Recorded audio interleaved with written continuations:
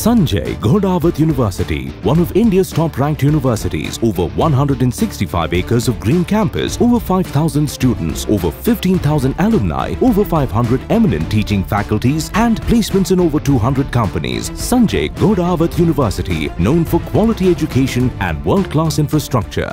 शिवसेना उबाटा युवा युवती सेनेकडून स्वाक्षरी मोहीम.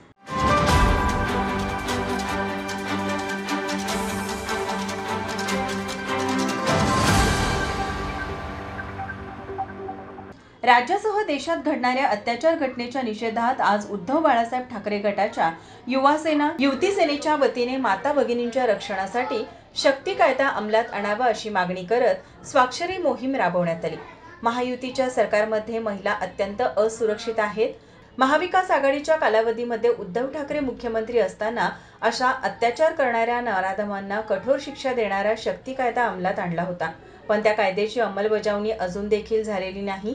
त्यामुळे हा कायदा लवकरात लवकर अस्तित्वात आणावा यासाठी ही मोहीम शहरातील बिनखांबी गणेश मंदिर परिसरात घेण्यात आली. यावेळी अनेकांनी स्वाक्षरी करून कायदा अंमलात आणावा अशी मागणी केली. यावेळी बोलताना युवा सेना जिल्हा प्रमुख मंजित माने म्हणाले, आज बघितलं तर महाराष्ट्रात आपल्या महाराष्ट्रात महिलांच्या बाबतीत असुरक्षितता खूप वाढली आहे. त्याची प्रकरणं तुम्ही बघितलं तर कोल्हापूरची घटना असेल, बदलापूरची असेल, पुण्यातली असेल, अकोल्यातले असेल, हे प्रकरण बघता या राज्यात हे सरकार महिलांच्या सुरक्षेच्या बाबतीत अपयशी ठरलेलं आहे.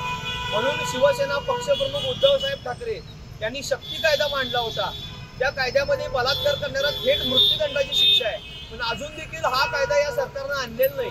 म्हणून आम्ही कोल्हापूर युवा सेना युवती सेनेच्या वतीनं स्वाक्षरी मोहीम घेतलेली आहे, जेणेकरून हा कायदा यावा व अशा नराधमांना जागीच ठेचलं पाहिजे व त्यांना फाशीची शिक्षा मिळाली पाहिजे. यावेळी उपस्थित शिवसेना उपनेते संजय पवार, सहसंपर्क प्रमुख विजय देवने, महिला आघाडी संघटिका प्रतिज्ञा उत्तुरे, शहर प्रमुख रविकिरण इंगवले, युवती जिल्हा प्रमुख पूनम पाटील, उपजिल्हा प्रमुख श्वेता सुतार, शहर अधिकारी योगेंद्र माने, शहर समन्वयक चैतन्य देशपांडे आदी उपस्थित होते.